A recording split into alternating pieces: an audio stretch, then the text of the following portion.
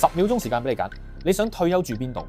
土瓜灣500尺新樓連平台，2倫敦 Knightsbridge 3房豪宅，3蘇格蘭私人小島，同海豹做鄰居。如果我話俾你聽，以上3個選擇價錢一樣，你會唔會覺得離譜？呢個就係蘇格蘭嘅 Harbour Island， 面積足足有9.7英畝，大概等於7個半標準足球場。2017年呢度只有一棟雜草叢生、殘舊不堪嘅3房平房，離岸邊只係300米，坐小艇4分鐘就到對面小鎮。好多人覺得住小島太唔方便啦，但倫敦呢對退休夫婦 Richard 同 Sally 一眼就愛上咗呢度。Richard 退休嗰陣最怕就係冇嘢做同空虛，佢哋將改造呢個小島變成人生最後一個大 project。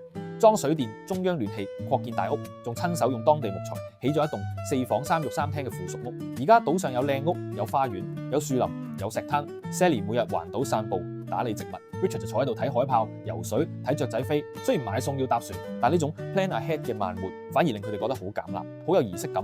仲話住咗喺度9年，都係得2次因為暴風雨被困，直頭安全過杏花村居民。呢個島嘅保值能力都唔錯。佢哋2017年以65萬英鎊買入，而家夫婦想去英國南部湊孫，決意放盤，叫價125萬英鎊。如果賣得出，代表9年升值92.3%，年化回報嘅7.54%。依家呢個島已經正式放盤，每個人對退休生活都有唔同想像。